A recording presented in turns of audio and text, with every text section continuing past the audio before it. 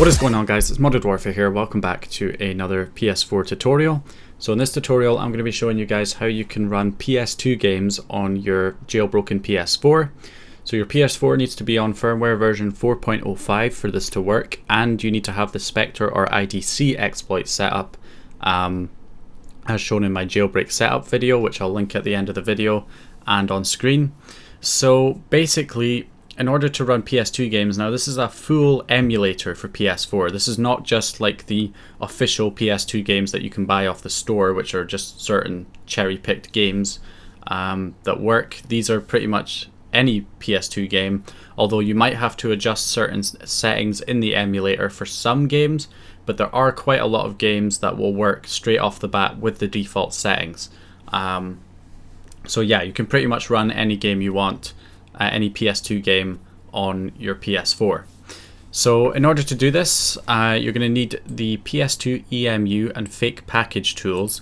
So fake package tools, you can find the link here. It'll be in the description. All the links you need will be in the description.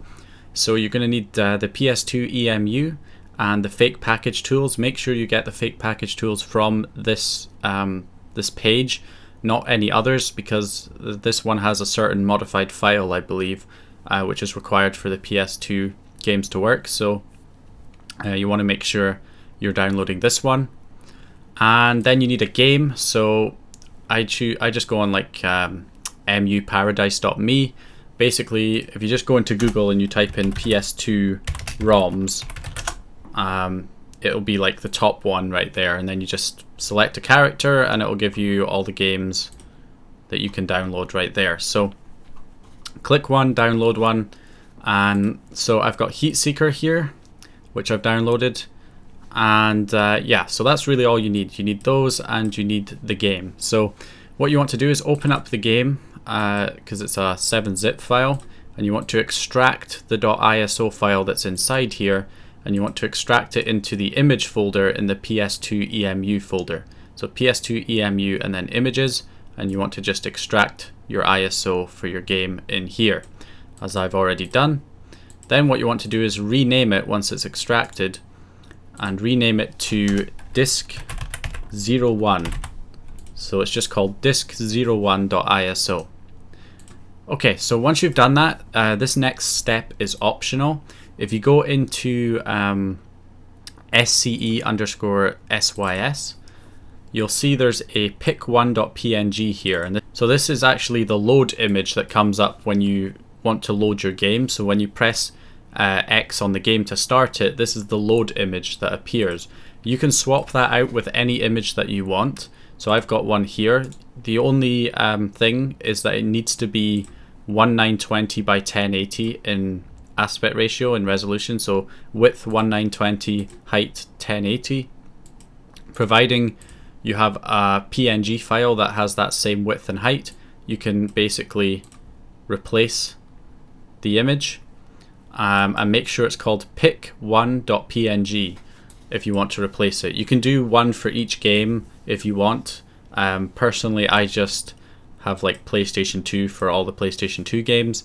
Now, there's no icon, so by default it will still work if you build it as it is just now, but there will be no icon. You'll just get a controller icon when you hover over your game to start it. So you can make your own custom icon, which is pretty easy to do. You don't have to have Photoshop. You can use paint.net or even MS Paint will probably do. But essentially all you have to do is create an image that is 512 by 512 pixels, and then I just downloaded the Wii U cover of the game right here, or just a cover. There's a Wii version of this game as well as PlayStation, and then essentially you just go ahead and crop it. It doesn't really work too well, unfortunately. That'll do.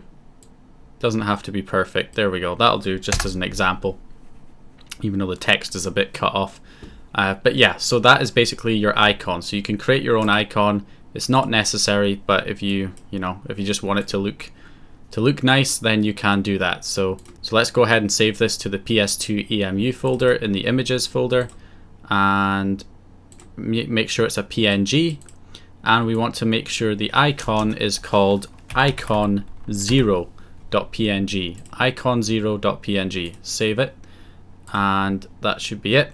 So the only thing with the icons is, again, it needs to be a PNG and it needs to be 512 pixels by 512 pixels. Alright, so that's that done. Won't bother saving. And then we refresh, and did I put that in the wrong place? Yes, I did. Brilliant. So that needs to go also in here in the SCE_system folder. So again, that's optional. You don't have to create an icon. If you leave it without an icon, it will just use the default controller icon. But if you want to make an icon, you can. Okay, so now that we've done that, the next step is to go ahead and open up Fake Package Tools. And you'll see two files in here. You'll see orbis-pub-cmd.exe.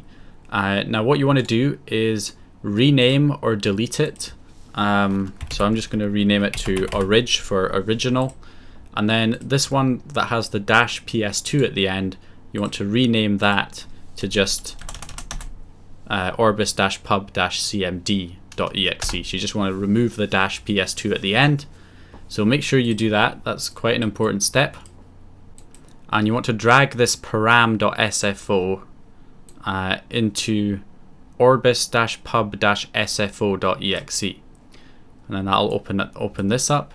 Now what you want to do is change the title ID of the game in this content ID box to something different. So as you can see here, mine's CUSA13370. So I'm going to change that to 9999959. And the reason for that is that you do not want the title ID to be the same as any title ID of any application that you already have installed on your PS4, because otherwise it will ask you to overwrite that application. So you don't want to overwrite stuff that you already have on your PS4. So you want to make sure that the ID is different to any other thing. So 9999 should be fine. And then if I do another PS2 game in the future, I'll do 99998. And then 99997, etc. In order to make sure that they don't conflict with each other. So I'm going to copy that and copy that into like a notepad document. So yeah, just copy it into a notepad document. Then what you want to do is head to title text and change the app title to the name of the game. So in my case it's Heat Seeker. And then you just want to do file save, and that'll save the settings right there, and then you can close out of that. Alright, so now what you want to do is basically open up this orbis-pubgen.exe and then double click image 0 and then drag all of these files, everything inside PS2 EMU folder, into this box right here. And then you want to go to chunk, right click on image 0 root, select add chunk assignment of file, and then select chunk 0. And then when you expand this, you should see all the files will be marked with a 0. The folders will just be a dash, but all the files should be marked with a 0, which is correct. So just be sure that that is correct. And then all you have to do is close out of that, go to command, project settings, and package, and then paste your content ID that we copied to this notepad document. You want to paste that in here. You need to then enter a random 32 passcode. You don't have to enter this passcode or anything. So you just enter some random, some random letters and numbers, and then the next thing you need to do is go to application type and change it from standalone app to freemium app. So make sure it is selected as a freemium app, then click OK, and now you're done. You can build the package file. So you click build. Now this normally doesn't work first time because there's a bit of a bug in this tool. So let's just see. So then what you want to do is select an output directory. So I'm just selecting my desktop as my output directory, and then click build. So as you can see, I get this error saying could not create system file diskmap.plt. That's normal, it's just a bug. All you have to do is click build a second time. So do the exact same thing and click build a second time, and now it works. So yeah, bit of a weird issue there. but that pretty much happens every single time with me, and it will probably happen to you as well. So yeah, you just click build. If it doesn't work, close it, click build a second time. It should work on the second attempt. Now you don't have to worry about warnings. Warnings are fine. It's only errors. If you get an error, that's going to stop it from creating your package file. But if you did everything as I showed correctly, then you shouldn't get any errors. Okay, and that's it finished. So 100%. So at that point, you can just close out of this, close out of everything basically, and you'll have your package file here. Make sure it is the package file, not the GP4 file. So you want the .package file. Then what you want to do is go ahead and put this package file on a USB.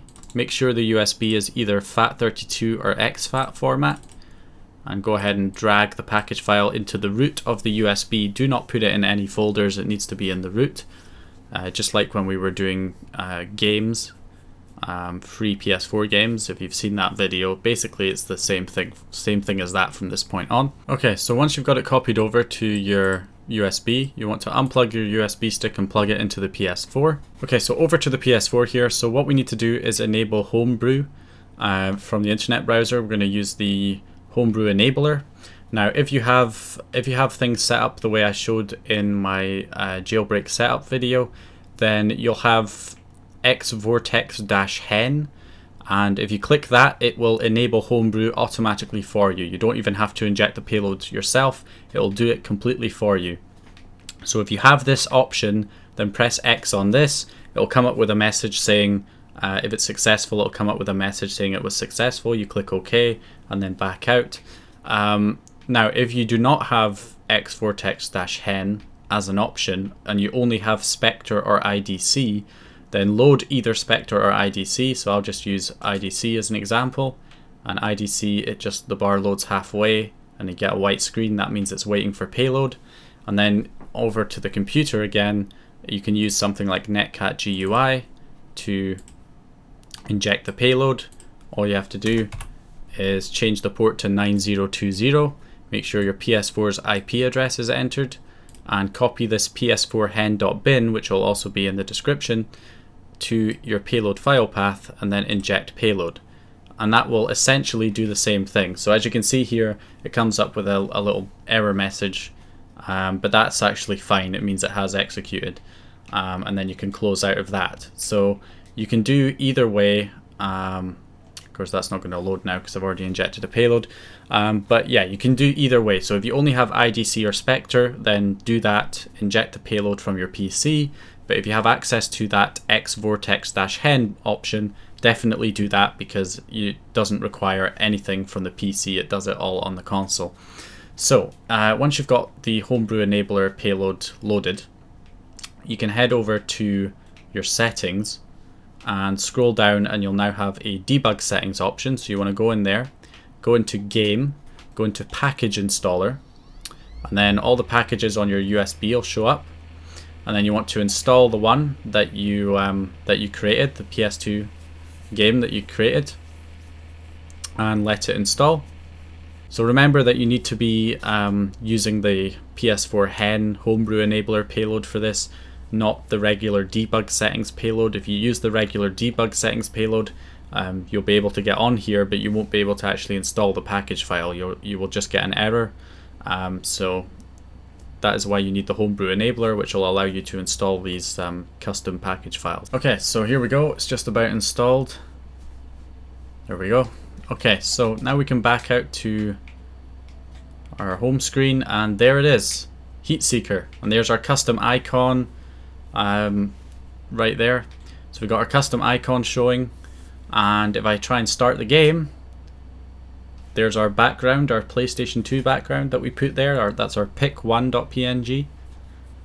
And there we go. Starts loading the game. PlayStation 2. Analog controller is required to play. Let's do... I guess we'll just do PAL 50 Hertz. Don't know. Maybe I should have done NTSC. I'm not sure. Either way, it should work. So it creates, I think, like a virtual memory card so you can save your game. Are you sure? Yes. We'll try and get into a game here so we can see. if it works. Now you will find that with certain games you'll find certain artifacts. There's a bit of artifacting on this game that I found as well. It's not unplayable, it doesn't really interfere that much, but there's one or two like little graphical bugs that you might find, and it's an emulator, you expect that. So here we go. So like as you can see, the text on new game is like pretty much unreadable, but we'll do new game, arcade, and there we go. It could be also because I was supposed to select NTSC 60 and I selected PAL 50 instead. Could also be why stuff's not working, but let's see if we can get into a game here. Yep, there we go. So you can see there is some artifacting.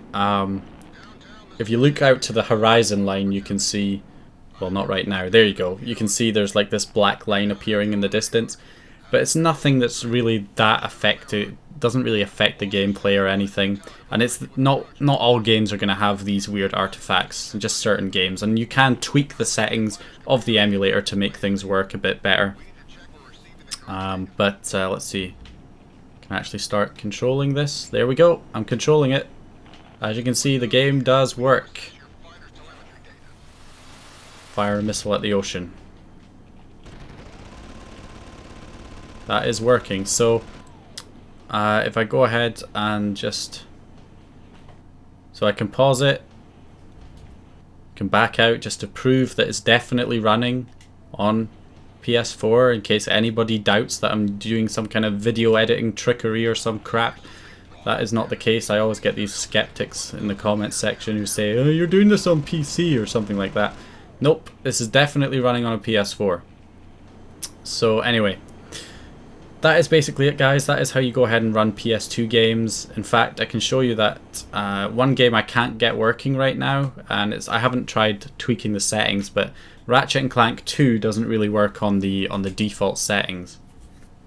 We can try run it here. It lets you get into the start of the game, not the start of the game. It lets you get into like the main menu where you select new game and all that kind of stuff. That works, but it doesn't actually load into the game. So you will find certain games where you have like these kind of bugs where it freezes or it doesn't load, in which case, again, you just have to try and tweak the settings in some kind of way. Maybe try a different version, because there's, you know, Japanese version, there's the European version, there's the USA version. This is the US version of Ratchet and Clank 2. So you can try different versions as well to see if that makes a difference. So I can press start, new game. So empty slot, plays the cutscene. See if I can, yeah, I can skip the cutscene, and then it just freezes here. So you will run into issues like that with certain games, which is unfortunate. But again, I'm sure the emulator will improve over time, and I'm sure certain settings, people will figure out the right settings for particular games and post them somewhere where you can find out what the exact tweaks that you have to do to get a certain game working.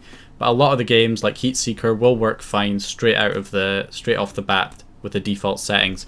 So anyway, hope you guys enjoyed this video. It's a really cool thing that you can do on the PS4.